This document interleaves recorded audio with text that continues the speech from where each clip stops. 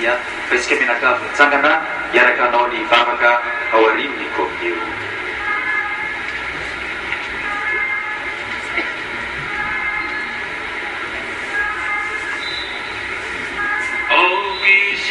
Vavaka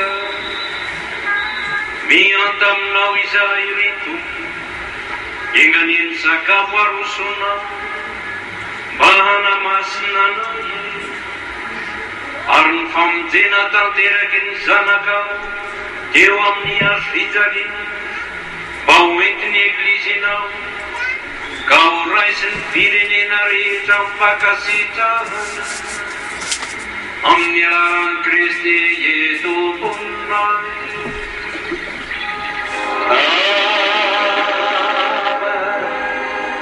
Mahazo toerana kely vetivety isika menakavy misy rindran-damina sy teny ataon'ny fiangonana. Dia tontolo andro moa ankalazantsika n'ity ivo mpakalazana ity mbola isy ny famaranana amin'ny volana Desambra, mbola mitoy mandrakariva ny vavaka fa izay no afatra napetraky ny ray aman-dreny ampiombona antsika misy mivelona ampiavan'Andriamanitra. Milohany andraisana fitenenana eto dia izao ny fotoana minorana mampakasitrahana ho an'ireo izay nandray anjara tamin'ny famoronana niny teniny hira faneva. Ireo nanao ny feony ihany koa dia misy laharana telo moa izay niraisina dia ihany koa reny logo hitatsika amin'ny ny akanjo amin'ny chasuble anaovany reto eveka izay tonga manotrona antsika menakavy.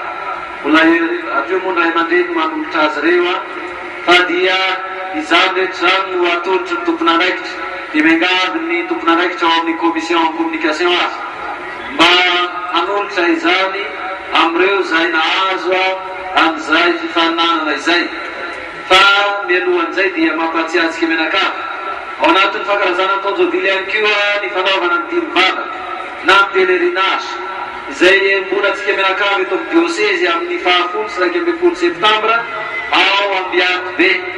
Misy any mon père Jacques Berthieu efa nitsaroviny ray aman-dreny teo ihany koa fa anisan'izay nitrandraka teto amin'ity firenentsika ity indrindra teto amin'ny diocèsetsika dia momena ny tompon'andraikitra ary efa vita zay dia alahatra ny faraisana ny fitenenana dia nitolakandro moa araky ny fanambara teo mbola isy ny korana ampianakaviana irahantsika amin'ireo mpanakanto avy eto amin'ny fiangonana katolika efa nambara tamintsika fa dia mitoy ihany izay fankalazana izay tony maly tolakandro. Misy artiste izay mbola lazay tompon'andraikitra ihany koa rehefa vita izao fandaram-potoana izao dia miangavy azy an'ireo izay nandray anjara tamin'ny fifaninanana ny hira faneva ka ny voalohany aloha dia nitononona dia ny nanao tononkira marobe ny nandray anjara fa ny tononkira dia io ny fototra izay efa noalalinina ny hoe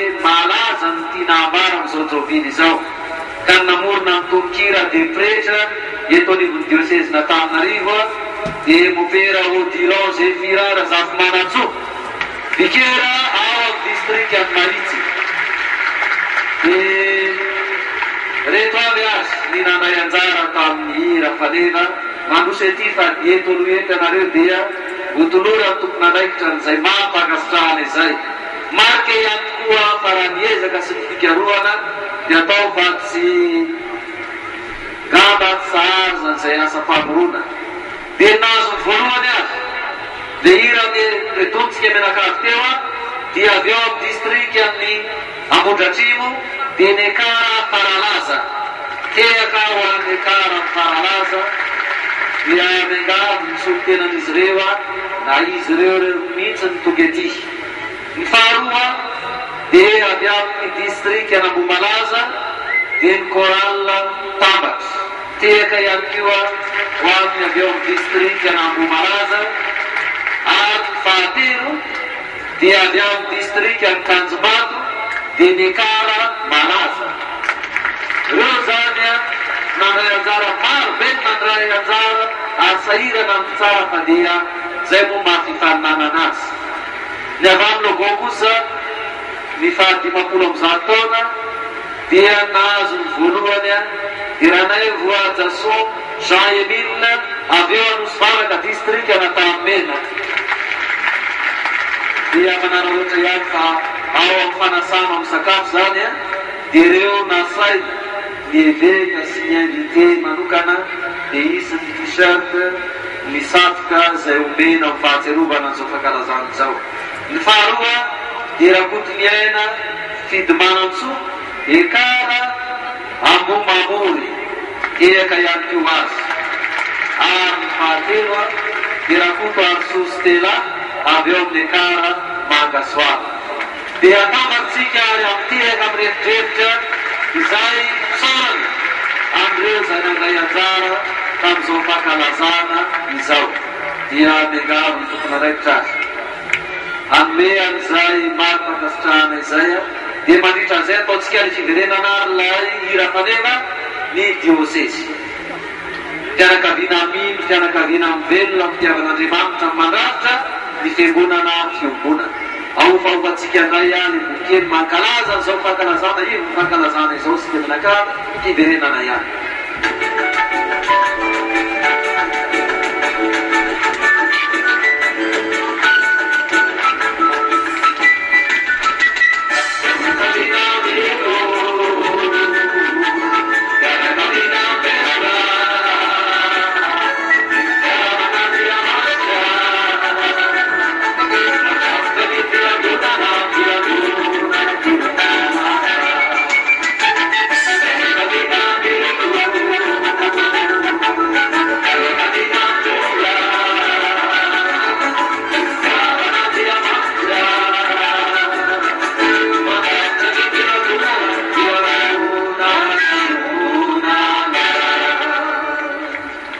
Dia miraso atsika rehetra dia mitombo hatrany fahasoavana ao aminareo mba ahafahantsika manompo an'Andriamanitra eto amin'ity diosezitsika ity.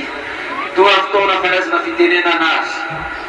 Dia eto am-piandohana misaorana antsika menakavy aloha amin'ny anaran'ny dioseze manontolo tamin'ny fiombonatsika tamin'izay rehetra ezaka mitakina hatrany amin'ny tokantrano sy raha iaby nahafahantsika nakalaza an'izao andro lehibe nampiombona antsika menakavy.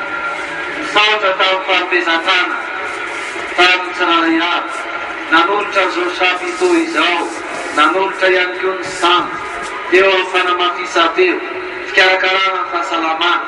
Isika reparo azy tsirairay avy namometana izany rehetra izany no nahatonga lafatra an'izao fiaraha mankalaza ny taon'izao biby izao.